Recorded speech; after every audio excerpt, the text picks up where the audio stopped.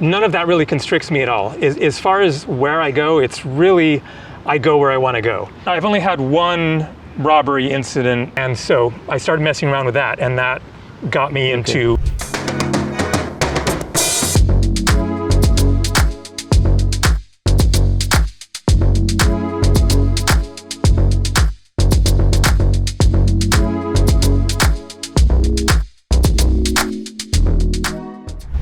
Salud, bună ziua, and welcome to another episode of the Vodka Podcast with me, Conor AI. And today I am speaking with one of the OGs of the travel vlogger community. I am with Gabriel Morris, better known as Gabriel Traveler on YouTube. He has been a stalwart for well over a decade on YouTube. I mean, is it coming up to 2 decades even, do you think, at this stage? 2009, my first video, so 17 years.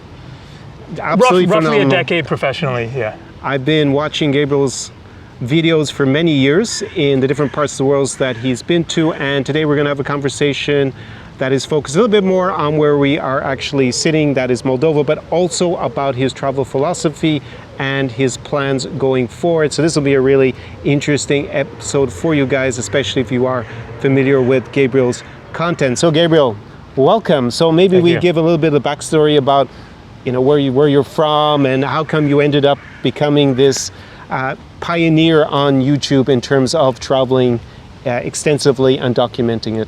Okay, I'll try to give the shortest version that I can. I was born in Vancouver, Canada in 1972. I'm 54 years old. My parents were from Los Angeles. We moved back to California. I was raised in Northern California in a kind of adventurous, outdoorsy kind of a family. So we would do road trips around, mostly just around California, go backpacking in the wilderness, stuff like that. And so I really grew up comfortable with the outdoors and hiking and camping and stuff like that. And my parents came to Europe on a backpacking trip in I think 1970 for 6 weeks. And did the classic backpacking thing at the very beginning. And so I heard stories about that.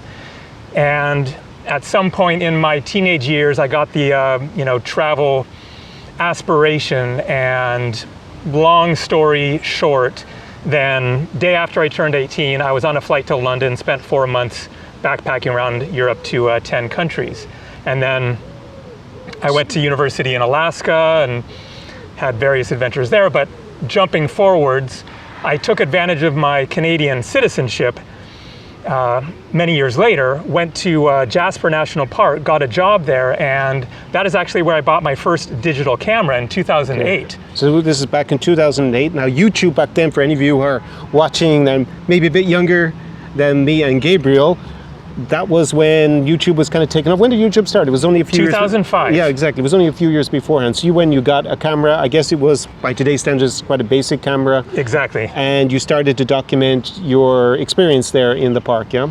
Yeah, so I bought the camera just to get a digital camera. I'd been using the old style, film, and you get it developed and stuff like that. And so I finally upgraded. And then I discovered, there's this video function. That was just a surprise. Okay. And so I started messing around with that in the park, and I didn't actually create my YouTube account until, it was just actually, I think if you look at the date, it is actually fall of 2008, right around that time. But it was later in the spring of 2009, I was back in Oregon, and I bought a pair of cross-country skis. I was going skiing and started messing around with the camera there. And so that's my first actual video on YouTube, is spring of 2009. All right, so this would have been... So this is already, because we're in 2026, where it's early July 2026 when we're filming this. So that is already it's not far off 2 decades when you first uploaded a video to YouTube. Exactly, 17 years. At the time, was there any other people doing something similar, or were you just kind of I discovered the video function on this camera I bought, and it's kind of cool that I'm able to... Where did you get the inspiration from to start making a vlog, I guess, at that time, or any sort of video content? So I didn't learn to edit for a couple of years after that. It was very much a slow, it wasn't a I could post videos and become a famous travel vlogger and make money doing this or whatever. It was just YouTube was this new thing. And eventually I, just posted it on there. I didn't know you could make money.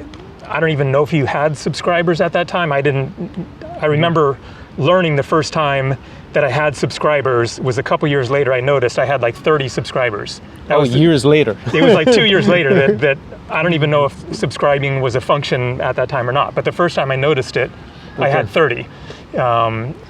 I just started messing around with the camera just for fun, and it was then a year later that I actually started traveling and posting while I was going. Okay, so then it became like more a travel vlog. And where were you traveling? Was this in the U.S. and North America in general? Because you're Canadian. This was Asia. So later in 2009, I went to Greece, Egypt, and Turkey for 4.5 months. And that's really my first travel content, because I was actually doing a lot of vlogging then. I have tons of pictures and video, tons of video footage of those 3 countries, but I wasn't doing anything with it. So it was a little while later that I decided to put some of the raw clips onto YouTube. And so that's some of my other first stuff. But it was in 2010, then I did a trip to Asia, Philippines, Malaysia, Singapore, India, and I was actually filming clips, going to the internet, and posting them in real time, posting like 2 to 3 clips a day. Okay, because you have over 3,000 videos that at least are up on YouTube at the moment. I went and took a look yesterday, so it's a phenomenal amount of content that you've produced over the years. So you started to then do what we would call travel vlogging, I guess, at a certain point. There wasn't really that genre probably at the time. As you said, you weren't really sure about even making money. There wasn't this whole industry around travel content, which has obviously grown quite a lot in the last decade at least. At one point, maybe start to identify a little bit with being a YouTuber, creating travel content, because in the beginning it was kind of like a hobby. Like you basically started filming almost like accidentally because you discovered it, and then you started to put it up, and you had like 30 subscribers in the beginning. It's like, so you obviously didn't have a business or an audience around it that was significant. At what point did you start to think, yeah, this is actually something I should do long term? That would have been a couple years later. So my motivation at that time was it was almost more just a hobby kind of a thing of, the concept of viral videos was out there. And I posted this one video of me sitting in a hammock in the Philippines, being kind of sarcastic, talking about how I'm having a hard time here, kicking back in this hammock in the Philippines. And that video went viral-ish. I think it has close to 100,000 views now. And so that was a little, motivation of, wow, I can actually do something with this, make some traction. And then it was a year later, 2011, then I was living in Hawaii. I had some friends there from Poland, actually. And I asked one of them, like, about, I want to do this put some text in front of this video clip, something really basic. And he says to me, well, you have a Windows little laptop, it should have Windows Movie Maker on it. And so I took a look, and sure enough, I'd had that computer a couple years, didn't realize that was a video editing program. And so I started messing around with that, and that got me into, I didn't take a class or anything, just messing around with that. And so self-taught from trial and error with a basic editing software. And then I started taking my old footage back to that Greece, Egypt, Turkey, and India and stuff from the past couple of years, reworking that, and I actually started to make some progress with that. Of some of those videos did fairly well and brought in subscribers, and so that's around the same time that I also got monetized on my channel. So then there was a business element to it because monetization came in.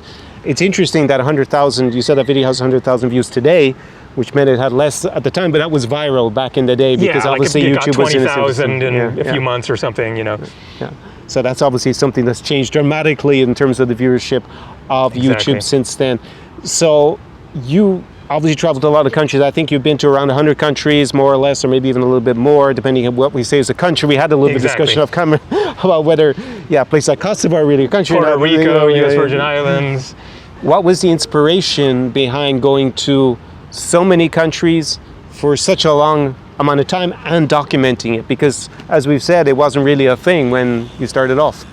I mean, it's been my lifestyle for a long time, so I just obviously have the travel bug pretty bad, or good, however you want to look at it. And it was always an interest of mine to seek out the less less popular, less well-known places. Even on that trip to Greece back in 2009, I spent my full 90 days just in Greece. Okay.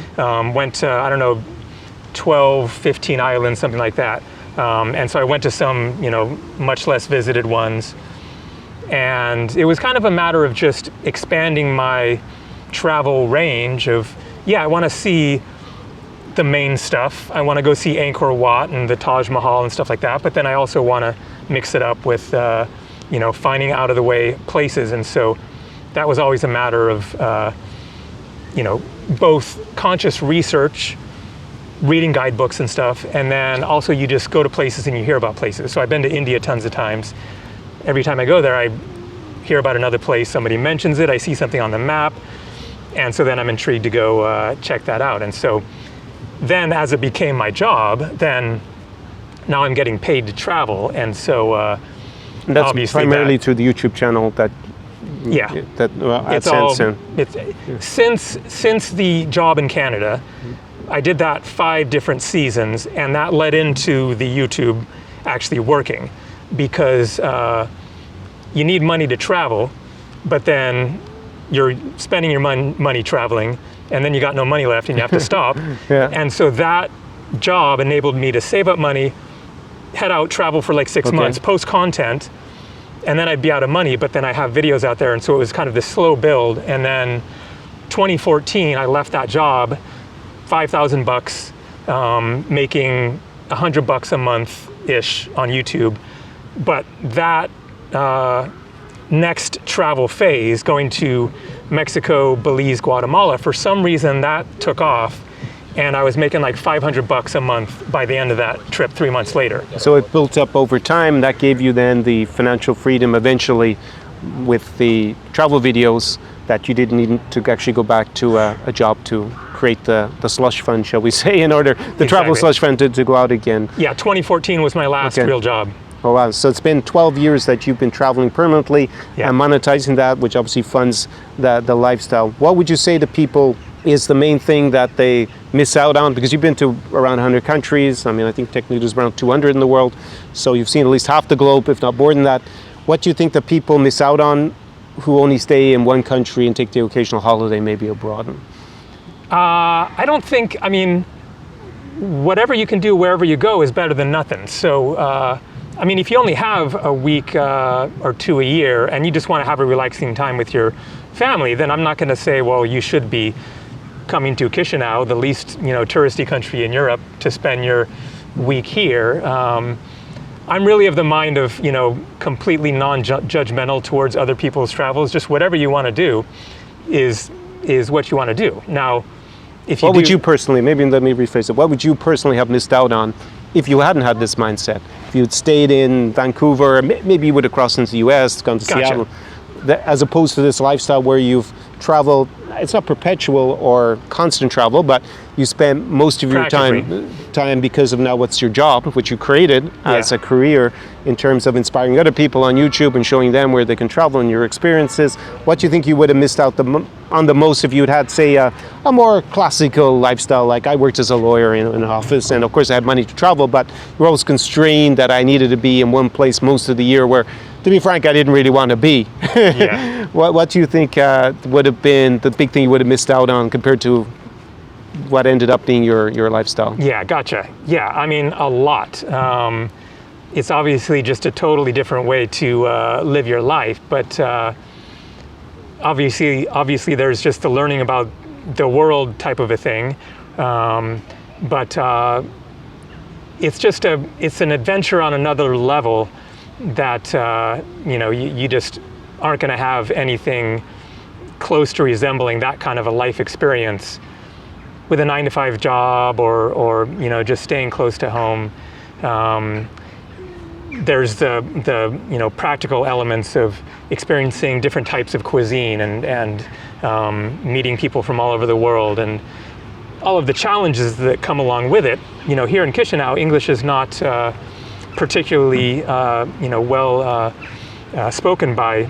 It's hit or miss, 50-50-ish when it comes to the younger people. Older people, almost not at all, it seems like.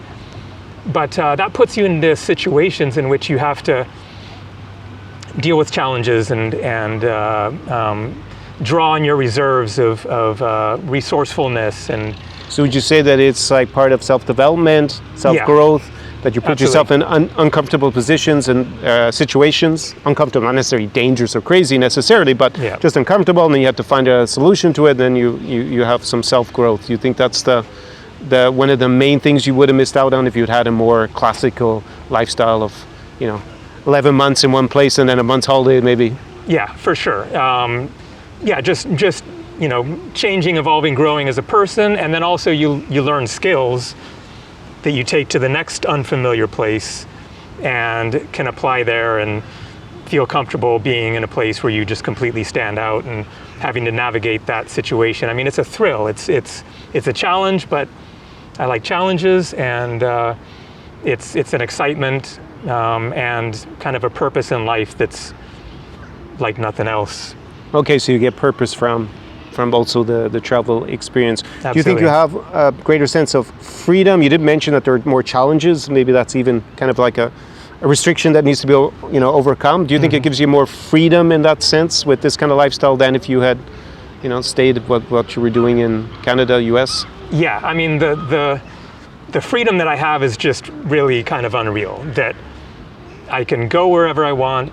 I can, work as much as I want or as little as I want. It's completely up to me. I can create whatever kind of content I want, do it however I want. Absolutely nobody telling me, no, that, I mean, other than, viewers, of course, saying I didn't like that or whatever. But as far as what you actually are choosing to film and how to do it and all that, then you have complete freedom.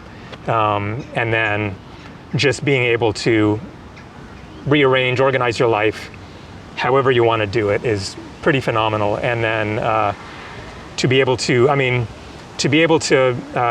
make money traveling is almost, just such a bizarre concept. Especially 15, 20 years ago when you started out. Because I remember being a lawyer back in the day, and the idea that even being a lawyer and trying to work remotely was not so easy back in the day. Of course, now post-COVID, everyone is kind of used to even teleworking, but back then, especially because law was quite conservative as a profession, the idea that you wouldn't be in the office was kind of, even if it was technically unnecessary, there was a lot of resistance to that. So the idea that you could have a career where you're just basically traveling and, what people would have seen as like maybe your homemade videos, and have that actually as a career would have been fantastical, I think, back in the day, but that's what you have. Do you think, and I'm just thinking to my own personal situation a little bit because I focus on one region. I know that you travel everywhere, basically around the world. Do you ever find yourself maybe with the sense of freedom, maybe having to restrain it a little bit because of you're posting on YouTube, you probably think, okay, my audience might be a little bit more interested in this country. I don't really want to go back there, but I know I'll get 100,000 views versus 20,000 views. That's going to mean X amount of money, or it'll grow my channel. Or do you ever wake up and say, okay, I don't have to work because I don't really feel like today, but I really should? I mean, how much actual real freedom do we have once we have this lifestyle in the practice of it? For me, none of that really constricts me at all. As far as where I go, it's really, I go where I want to go. For one thing, I don't see a great variation in I got tons of views over here versus none over here. For one thing, my channel has kind of settled out into a certain place where it's kind of just is where it is. I'm getting less views than I was years ago. There's less variability. It used to be more, post a video, who knows what's going to happen? Maybe it's a dud. Maybe it gets hundreds of thousands of views. Now things have really evened out. That's just kind of various factors, I'm sure, but competition and maybe also that it's kind of a personality-driven brand, so people are maybe tuning in to see you travel to new and maybe familiar places rather than, hey, I'm really interested in going to Egypt, so that's why I'm going to watch Gabriel Traveler. It's a little bit more about your journey, maybe as a channel nowadays. What do you think? Yeah, I think so, probably. And then also, I just don't really necessarily want to travel based on where other people would rather see me anyways. Okay. I kind of just, that's the way I started out, just go where I want to go, not like, I saw this video of this guy, got tons of views at this place, okay, I'll go there and try to replicate that. Certainly, there's a bit of an element to it of, let's mix things up, go somewhere, go to Cape Verde in Africa, both because I wanted to see it, but also somewhere different. Certainly that is a factor to some extent, but I'm not just gonna go like chase views somewhere. Okay, interesting. So you managed to grow your audience because you have like over 600,000 subscribers now on YouTube. Obviously you've 3,600 videos or something when I looked at it. So even though you haven't chased the views and purposely made content where you thought it was going to be popular, you still managed to grow it over the years. There's probably, would you say there's a little bit of first mover effect in that it was a little bit easier to create that back in the day? Absolutely. I got in early. I'm sure that was a factor for sure. Because I was able to grow my channel, back 2012, 2013, 2014, 2015, at a time when there weren't that many travel vloggers out there. And so I'm sure that really helped me to get my foot in the door. Yeah, I think the basic audience. It'd be harder to grow a channel now. I mean, still possible, but yeah, I think that with YouTube, there's always a certain number of people who are just going to go viral and create an audience because they're doing something probably novel that gets them attention. We are today in Chișinău, the capital of Moldova. You made an allusion to like English is a little bit less spoken here than in some of the other places you've been to. For people who've never been to Moldova, because you also said it's the least visited country, but I don't really know if that's entirely true. I mean, maybe it's Belarus, maybe nowadays it's Russia, to be frank, because with the war and everything. Yeah. Maybe Ukraine, because also that's where the war is. But that has been one of the monikers of Moldova, especially on YouTube, and a lot of the content, obviously my channel being an exception, has been focusing on a lot of the urban decay here in the city. So what would you say for someone who's never been here is like a good maybe way to sum up what the experience of coming here would be like on a first trip for maybe if someone's just dipping their toes coming for, we'll say, a week or so to Chișinău? It's a really pleasant city. I mean, this park is phenomenal. Like you said about kind of the infrastructure is a bit, ragged around the edges, but it's not, especially somebody who's been to India a lot, and other places that are like genuinely rough, then it's not like in terrible shape. I think it has upgraded a bit since I was here in 2019 as well, and it's just like real peaceful. Good restaurants. There's some things to see as far as we're looking at the cathedral here and the arch. There's clearly a good like young person scene and restaurants and clubs to choose from. So I think it's a nice place just to experience a different city, somewhere that you don't hear much about. And then I haven't gotten beyond the city very much. I did the Cracova winery tour last time. I don't know about a whole lot to see elsewhere around the country, but I've heard about it's spelled Balti, but you say it's Balts, something Belts. like that. Belts. Think of a belt that we have around, and to make it the plural, belts, that's the closest you get to the pronunciation in Romanian and also actually in Russian, Ukrainian, they say belts. So when was the first time you came to Moldova? 2019, fall of 2019. Yeah, because actually I was aware of, I saw that you also did an interview with Valeria, I think at the time on Moldovan TV. It was exactly, I did two interviews with news organizations, yeah. Exactly, and you were traveling around the time, so I was aware. I was also vlogging here in Chișinău. You were in Chișinău at that time? Maybe not in the same days, but around that time. I remember I came with, Philip, who's in lots of my videos from 2019. We actually came here. His mom is Romanian, so actually he spoke Romanian. We had a very interesting time. I documented it. Philip that lives here? No, this is another. Philip, who's Danish, who was in lots of my content back in that kind of period. Because in one of my videos, then I met up with a guy named Philip, who I think is British but lives here. So I was thinking it might have been the same guy. A lot of Philips apparently hang out in Chișinău relatively. So have things changed? You've already kind of made a slight reference to it since even 2019, because our impression, like we made the vlogs here, I actually made the reaction to Bald and Bankrupt Ben Rich's video where he was showing all the dilapidated underpasses in the city. They'd even been repaired at that stage. And fast forward like 7 years, I mean, is the city that recognizable the city was back then, or do you think maybe I'm exaggerating the changes that we've seen? What's your impression? I mean, I would say it's kind of subtle, but I definitely feel like it's improved a bit. I would say for sure. I can't think of anything like particular new buildings or anything like that. To some extent, you know, 7 years ago, so my memory's a bit, and I only spent a few days here. I get the sense that there's more restaurant options. I remember at that time kind of struggling to find places to eat. Whereas now so I don't know if I was in the wrong part of town or you were here in the center, or where were you at the time? I was out in no, I was straight south down that main street. That's Constitution, right? Something like that? Well, with Stefan Chelmare, down to Ismail. So you were up near where the reservoir is, the big kind of lake? I wasn't near a lake.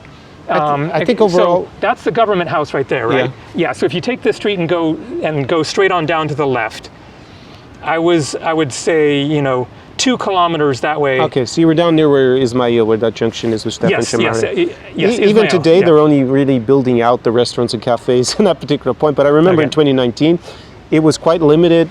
Yeah, and this area, he will say, in the more historical center, it's a little bit of an oxymoron with Chișinău, because there isn't that much historical architecture here in the center relative to other... It was bombed to hell, right, in World War II. I think they also had an earthquake at one stage. So basically, a lot of it is built by the Soviet Union, and it's not in the most glorious style, I would say. Yeah. And it hasn't been, you know, the upkeep has been pretty poor.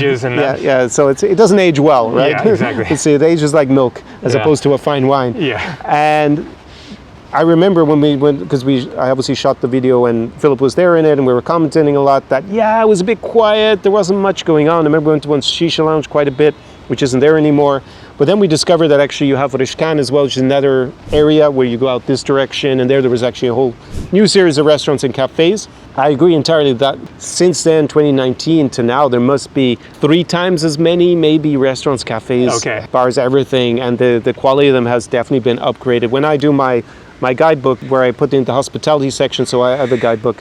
Actually, so I'll just give a plug for it now. Actually, you can go and invest in it down below. But I spent so far 4 summers, and every year when I come back, there's so many new places. I never get through them, even if I spend 2 months and I go out and I try to visit one new place every 2 days. It's a struggle because there's just so many new, interesting places to eat, have coffee, smoke a shisha.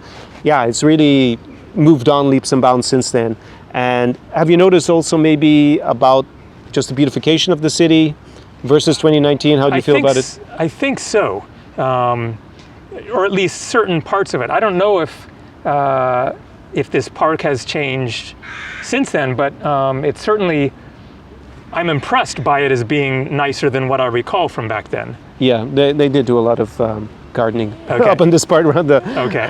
Actually, if you look at my vlogs for the last few years from Chișinău, 2022, 2023, and I film from the Arcul de Triomphe, I think it gets nicer every year. They do something additional to it. So that's been my impression. Obviously, those underpasses, most of them, they've now completely renovated. They were a scandal. I noticed those for sure. Yeah, so that's kind of what we've seen come on. I really agree. I think also there's interesting a little bit of an electronic music scene here as well that you should check out if you get the chance. There's a lot of electronic music parties going on here during the summer every weekend. I think it's pretty unique in Europe to see so many in a city that's like 650,000 people. So also, as you said about more the youth culture and for maybe young people going out, it seems a lot more vibrant. Definitely I would agree with that.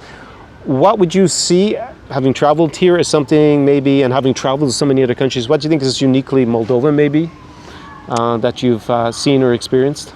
Well, one thing I wanted to mention, not uniquely Moldovan, but this apartment that I have is absolutely one of my favorite apartments that I've had in 36 years of traveling.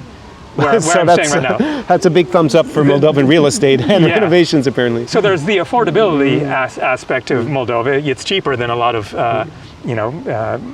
Europe especially. And so this apartment is $65 a night. You know, if it was in London, Paris, whatever, hundreds of dollars a night, absolutely. Yeah. And then my second favorite apartment was also here in Chișinău. The last time I had this spectacular room that was even less, $40-ish a night, I think, something like that. So that's certainly a big element to coming here, is that you can afford to have a nicer place than you would in many parts of Europe. As far as distinctly Moldovan I mean, I can't think of anything offhand. I mean, for one thing, it's Romanian language. There's certainly a similarity to Romania Yep. in that regard. As far as the cuisine that I've had so far, I'm not exactly sure what is really Moldovan versus the greater area Well, in general. we have Bessarabian cuisine, which is kind of also includes part of what is in Odessa Oblast. It's called this area Bucak. And yeah, I think that's obviously got similarities with Ukrainian cuisine and Romanian cuisine with a little bit of a distinctive local flair. So for me, that's really Moldovan food. I know it's called Bessarabian. I know when we go to Odessa Oblast out into the countryside, that document it's pretty similar. So it does have its own cuisine that has overlaps with both Ukraine and Romania. It's kind of logical. It's basically between the two. So yeah, did you go? You said you went to Cricova on the last trip, right? Yeah. The vineyard. That's one with the underground cellars, right? There's like two big, that have big vast underground winery. Yeah. I guess that is kind of maybe uniquely Moldovan. Have you seen that anywhere else on your travels? Like these, I mean, there's hundreds, if not over 1,000 kilometers worth of wine cellars underground, these catacombs. Yeah. Not that I can recall. I know that is a big part of Moldova is the wine culture. I think it's for me one of the most Moldovan things is having a glass of local wine.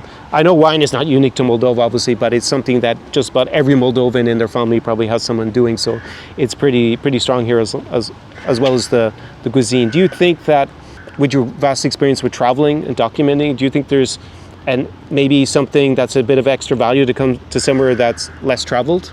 Absolutely, yeah. That's certainly part of the draw for me to come here is to be somewhere where there aren't the throngs of tourists, especially early July. It is now, peak season in Europe. Go to Paris, everything is going to be just completely mobbed with tourists.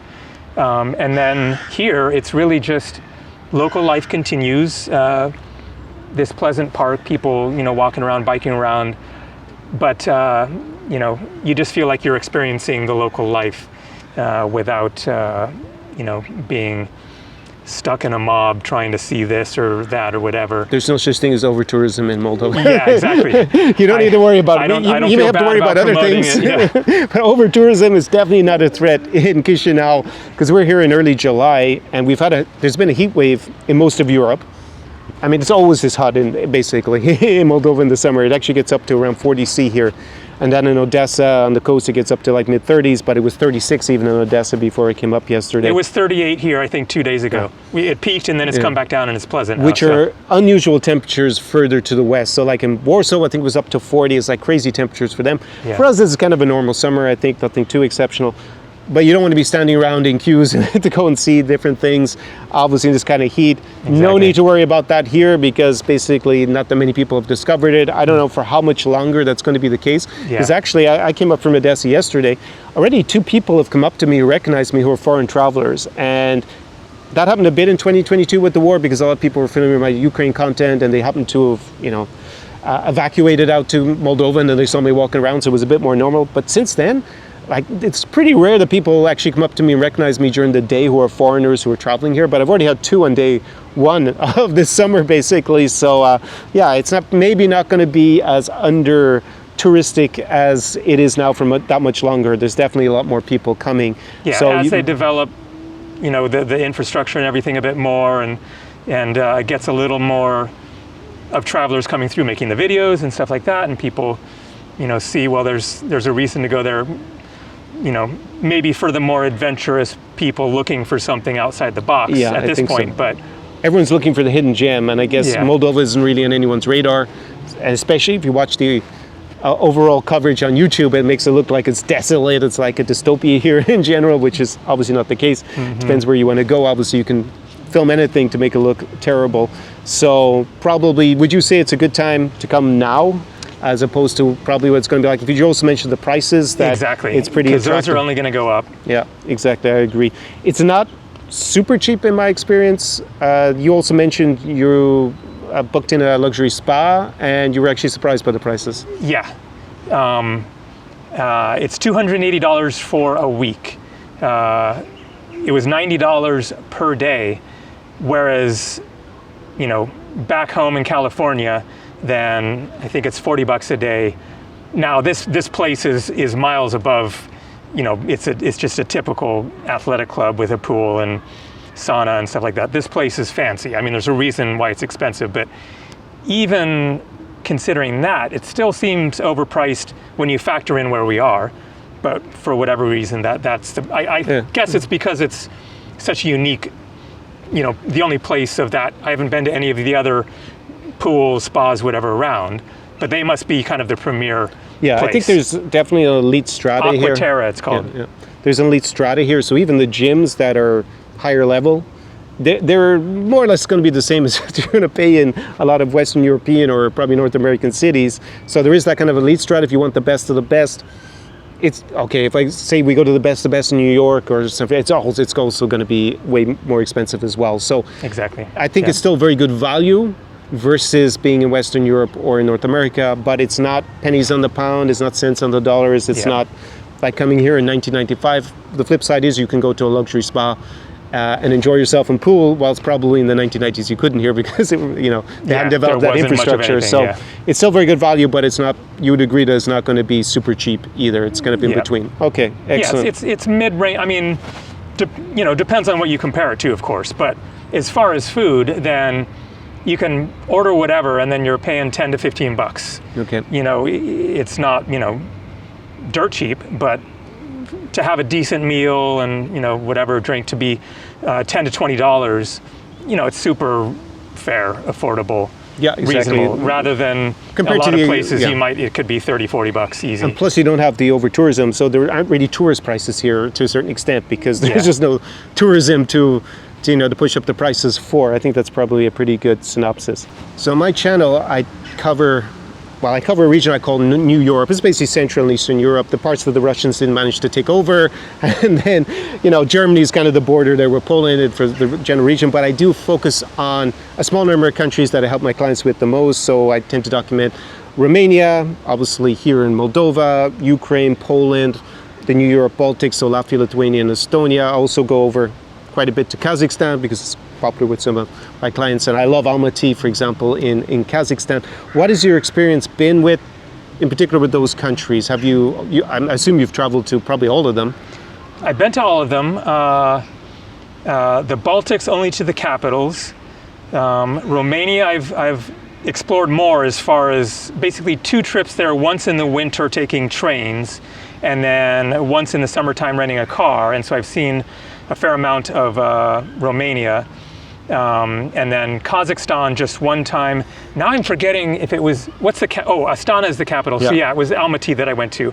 Yeah, so I just spent like 5 days or maybe a week in Almaty.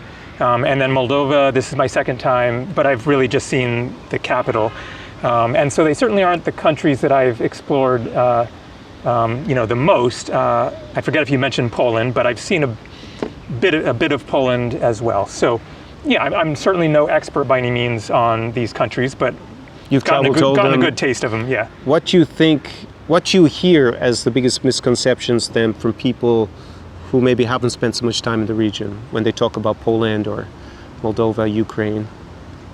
I think, like, especially in the US, we're probably still mostly frozen back in that Soviet perception of, you know, grocery stores with almost nothing on the shelves, and you know, and the bleak winter weather, and the bleak winter weather.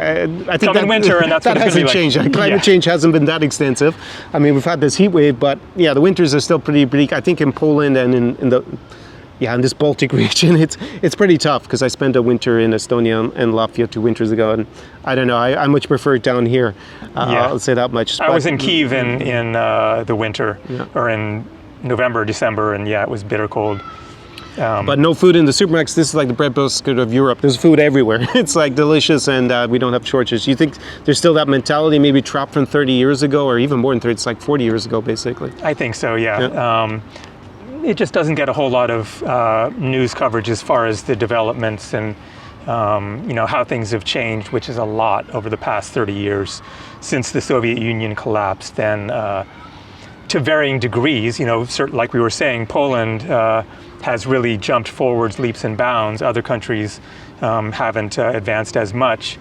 So it's really, patchwork country by country as far as how much they've advanced over the past several decades. But they've all certainly improved and changed a fair amount. And there's plenty of selection as far as, where I'm staying now is right next to it's called hypermarket. I'm sure there's like multiple hypermarkets, but anyways, great location where I'm staying now, in which I'm looking at this parking lot and a mall area there.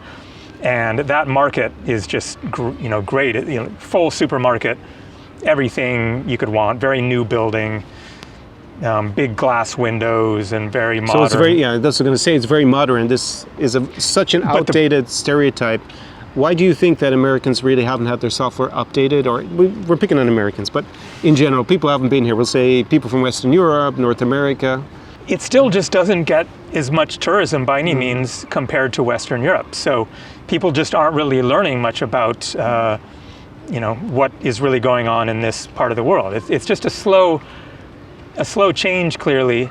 There aren't really throngs of Western tourists going to Romania, Moldova, Georgia, Armenia.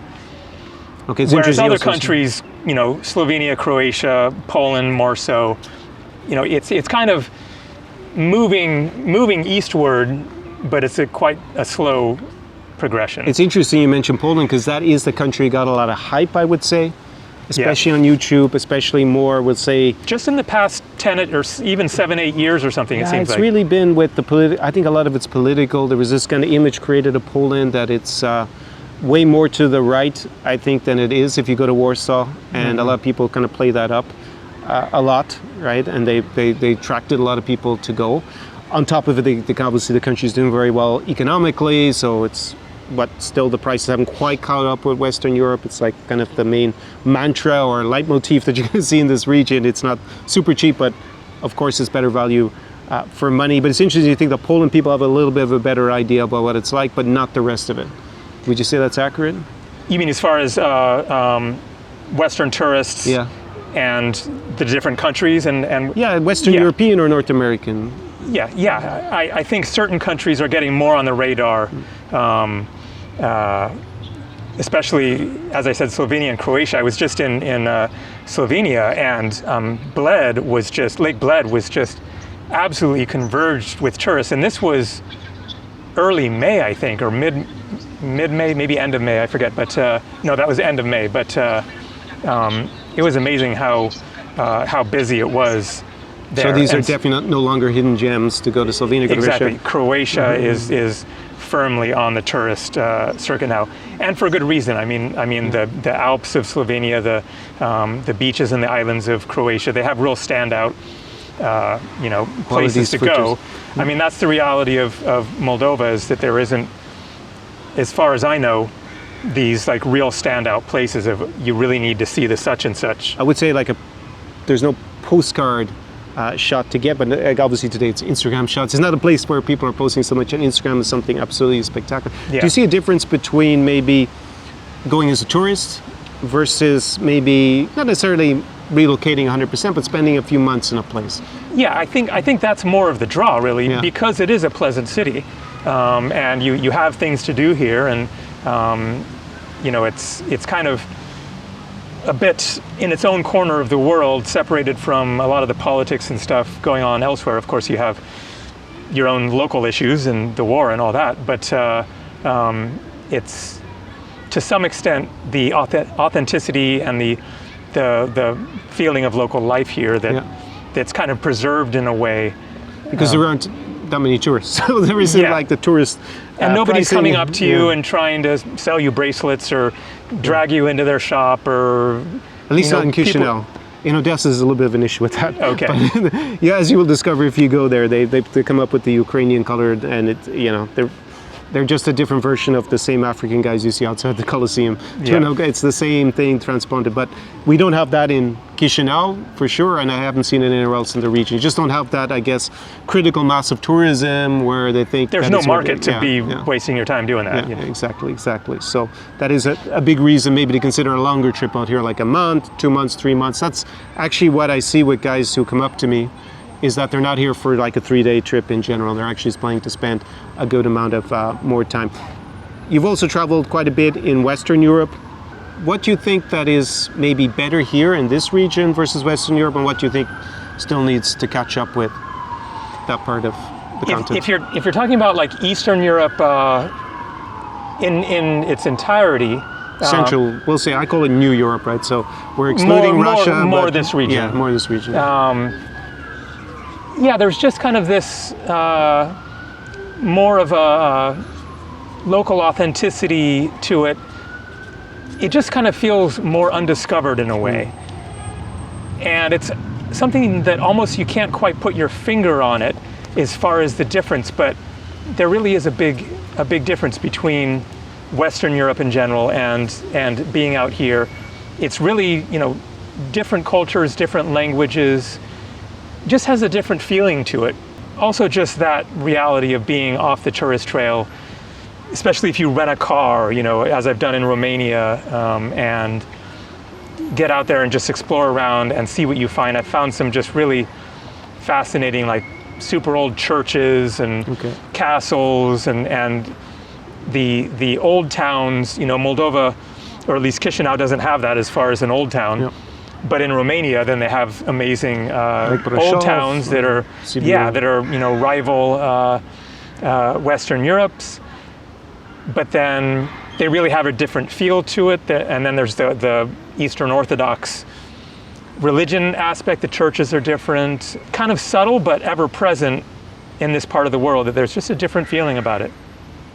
And how do you feel in terms of safety? Because that's something that always comes up in the comments, or when I get reactions. It's like Western Europe, especially probably at more touristic places, there's just a lot of people that I guess can be robbed there, and the security isn't maybe the same in terms of our priorities is in other parts of the world.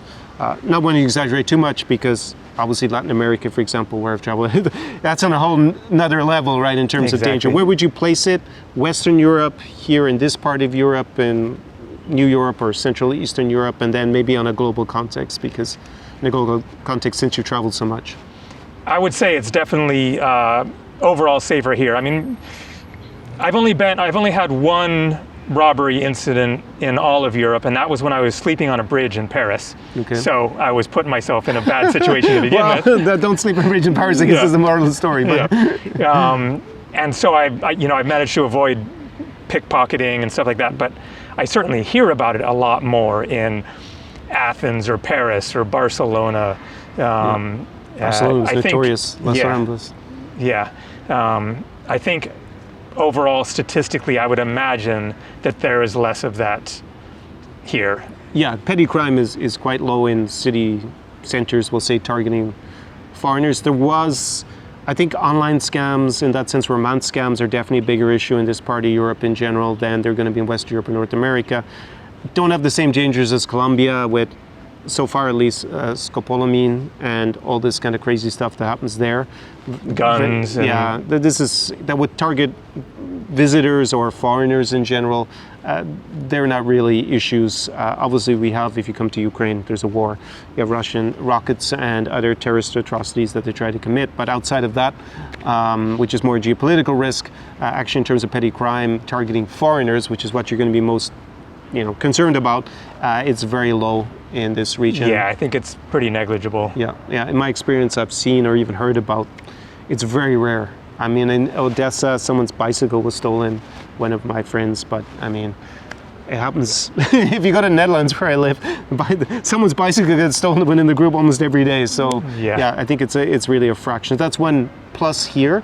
You mentioned that it feels a bit more authentic because there's just less tourism, so there's less incentive to kind of, I guess, make it like a Disneyland for tourists, and some sense there isn't commercial interest in it so far. On a global scale, as a place to come and spend a bit of time, You know, where would you place it compared to the other places you've been to, just on a global? Yeah, it's definitely one of my favorite parts of the world. Okay. In general, you know, for the reasons we've mentioned, and then you factor in the prices. You know, certain countries more to see, more interesting than others, certainly. But I mean, the food also, like Polish food, man. When I was in Poland this winter, went to Warsaw and Gdansk, and had a bunch of good, you know, Polish dishes, that unique things I'd never had before, very unique to Poland. I love that really hearty kind of Central European type of food, and then, you know, very reasonable prices.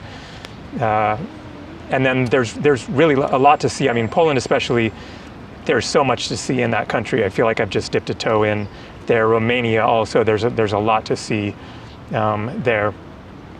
Very good. Bulgaria is a great country.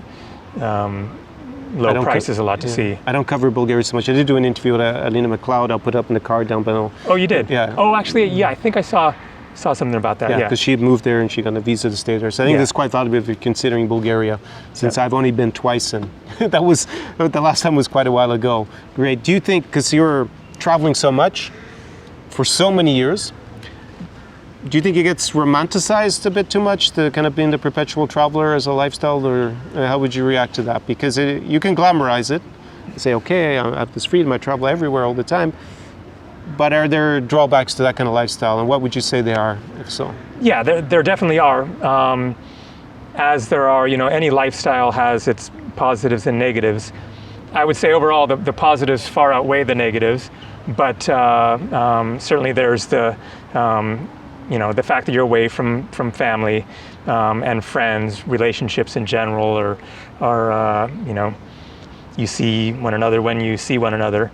That's the same for romantic relationships? Do you find that also a struggle if you're constantly moving and making content, new places? Yeah, so I was in a relationship for 5 years up until last year, and we managed to make it work around our different schedules, and I visited her in the US. She was Mexican but was living in the US, and then we did a bunch of traveling as well. So we managed to make it work for a while there, but it is definitely you know, a challenge, and it's long distance a lot of the time, unless you're lucky enough to meet another travel vlogger. You know, that would be the ideal. I do have another friend who is a travel vlogger, and basically he turns his girlfriends into travel vloggers because they all suddenly have their own channels.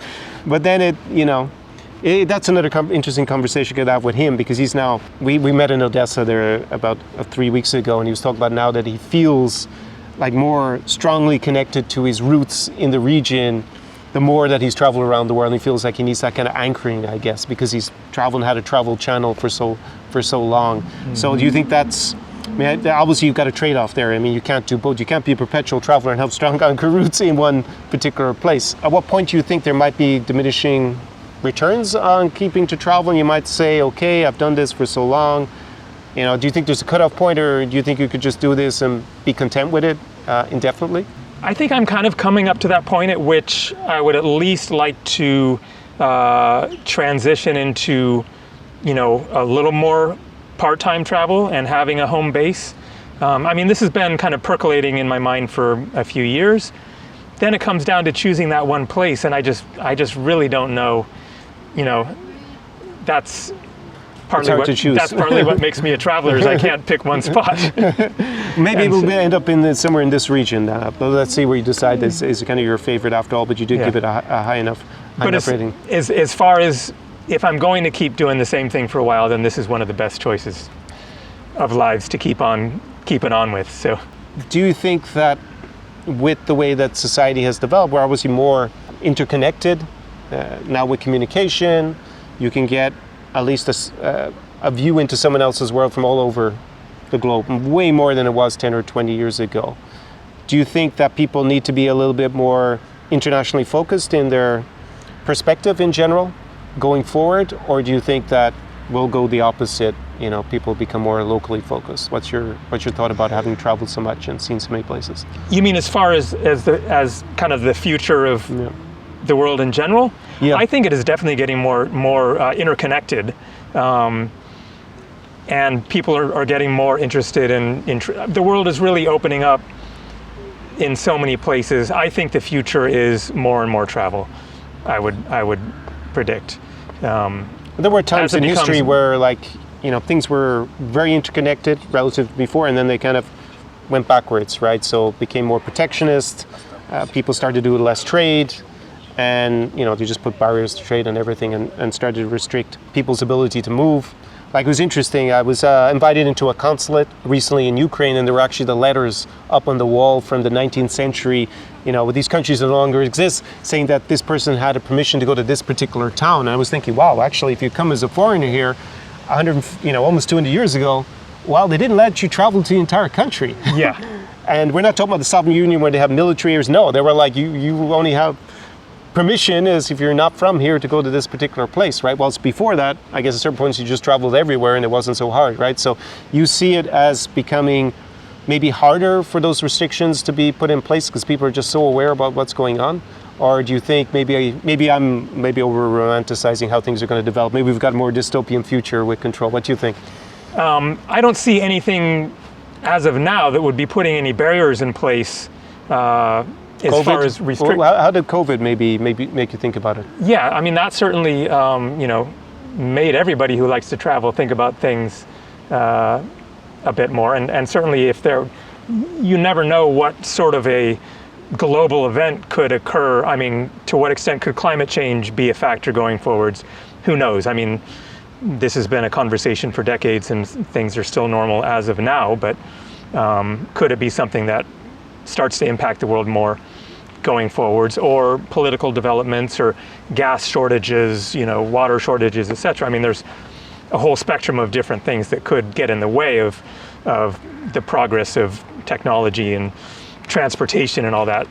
But as they are now, then, I would see, especially with continuing, internet, cell phones, smartphones, social media, all of this stuff is just making the world more interconnected, introducing people more to other countries. You're having to go kind of farther and try harder to find the secret hidden gems. Because what is a hidden gem in the era of Instagram?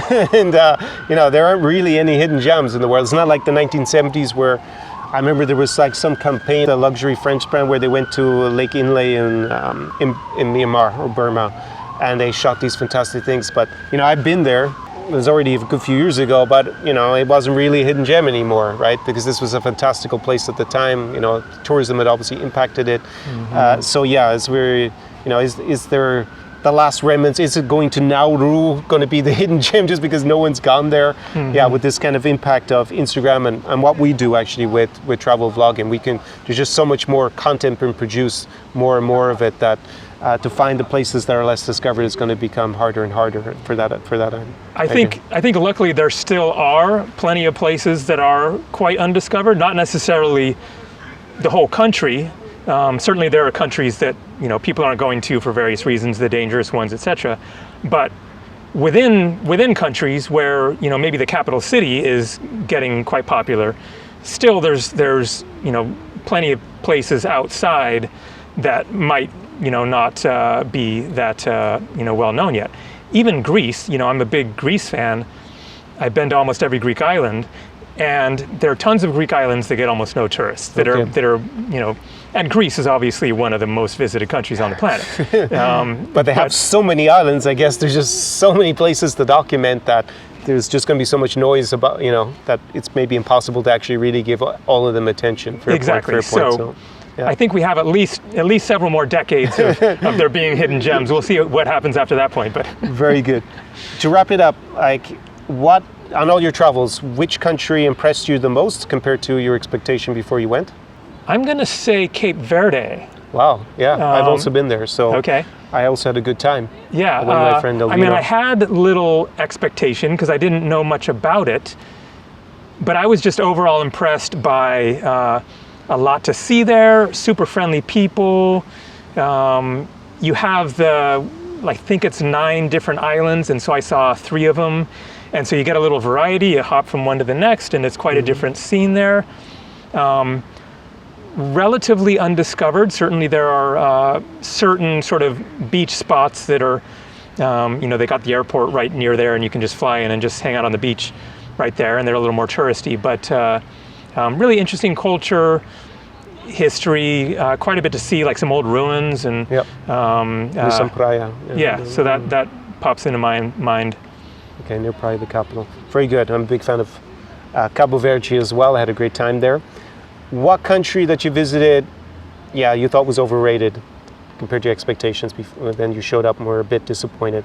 I'm a little inclined to say France, even though it's still beautiful. There's a lot to see. Paris is absolutely one of my favorite cities, but for me, it doesn't have the kind of exoticism. Okay. It is the #1 most visited country on the planet. It's always at the top, for good reason, especially, a lot of people are just going to Paris, but there's certainly a lot more to see, but I'm not as intrigued to, I have seen a fair amount of my first trip. I spent a month there, and then I've been back and, seen a little bit here and there, but. And then this region that I cover, so between Ukraine, Moldova, Romania, Poland, Latvia, Lithuania, Estonia, I'm going to throw in Kazakhstan. Which country impressed you the most? And which country were you the least impressed, shall we say? Doesn't mean that it was negative, but. I'm going to say impressed the most. It's kind of a tie between Poland and Romania, I would say. That's such an apple and oranges comparison. They're so different in so many different ways. It's a little hard to pick between those two because they're such different traveling experiences.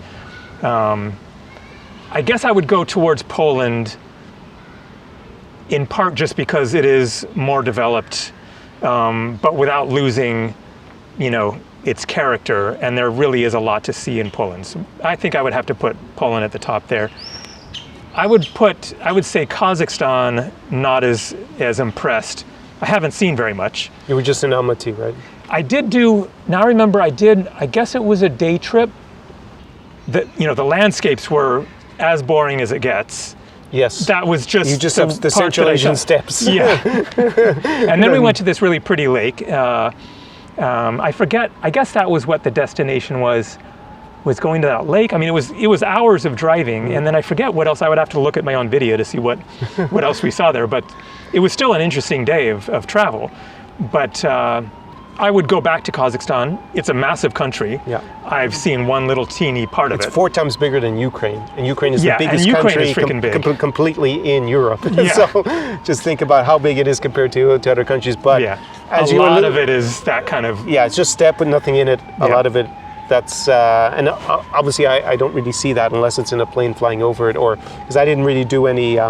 I didn't do any road trip in Kazakhstan. I just flew between Astana, Shumkent, and Almaty. So you were put in amongst those countries as Kazakhstan is the one that you didn't get as much out of so far. Yeah. Okay, interesting to hear. But based on what I know of other places to see there, I would have to say that there's a lot more to explore of Kazakhstan than Moldova. In both cases, I've really just seen one city. Okay. So just based on that experience, then I would kind of say Chișinău's nicer than Okay, that's Almaty. an interesting perspective about that you put Chișinău above Almaty. I think the nature would trump it for me in Almaty, and it's a bit of a bigger city, but the nature. Yeah, outside the city, if you go to the mountains and the lakes in Almaty, it's pretty stunning up there, and it's a bigger city. But this is maybe a bit more dynamic in terms of what's going on, even though it's smaller. It's just the nature of the two countries. Interesting. So, what would it take, as kind of a closing question, for Gabriel Morris, to decide to settle in a country? What would it take? What would have to be the qualities that you would look for? Because you have been considering it, obviously. In any country around the world. Yeah, let's do any country in the world, and then maybe, I mean, it seemed like you like Poland the most, so probably it's going to be Poland. But for a country in the world to say, this is going to stop me from being the perpetual traveler, what would it take? What would be the qualities that you'd be looking for? Certainly good food, good restaurant selection. As I've mentioned, I like swimming, so some sort of a good, complex, somewhere with swimming pool, hot tubs, saunas. That's something that I can do 3-4 times a week. And definitely, I love the sauna culture in Yeah. this region. So especially in the Baltics, Latvia and Estonia, I like that a lot. Nearby Wintertime. nature of some kind, whether it's beaches in Greece or, I mean, I love beaches and islands. I also really love forests, mountains, lakes. And if I had to choose between the two, I would probably put forest, mountain, lakes above the beaches.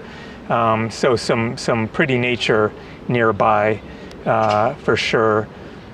You know, decent transportation, some English speaking being relatively common is definitely a pretty important one. Okay, interesting. So you would say, you know, because I only speak English. I speak a few words of various languages, but Okay.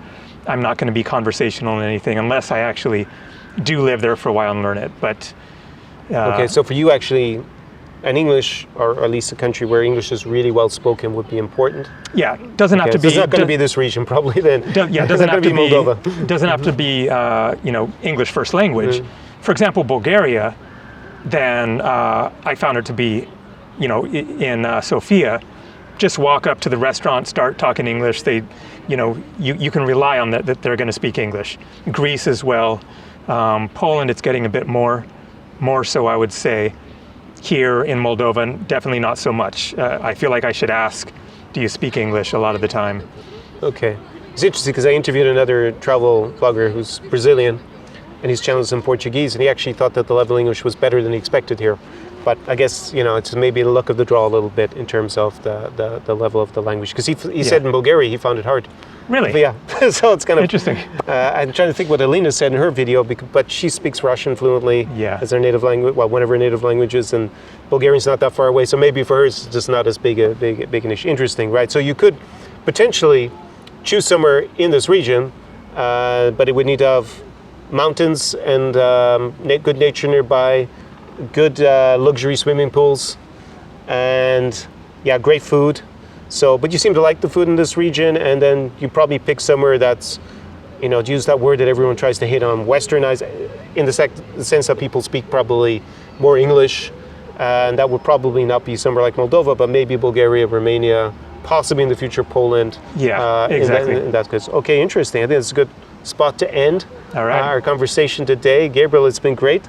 Not only to do the interview, but also to meet you in person after so many years of having seen you. You know, it's always funny because obviously I have a YouTube channel. People who watch my content, they see me somewhere, they come up and they talk, like happened a few times already today. But it's also good for me to see people and to meet them in person who I've also followed over the years, and they give me some inspiration about what I can also do on my channel and absolutely how to represent. You have some automatic commonality and, you know, share ideas and.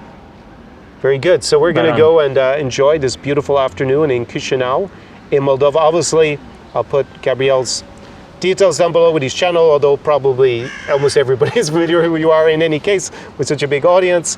And that was the Vodka Vodcast with me, Conor Klein, and Gabriel Morris of Gabriel Traveler. O seară bună, which is have a pleasant evening in Romanian. And we'll catch you on the next episode. La revedere. Take care. Safe travels.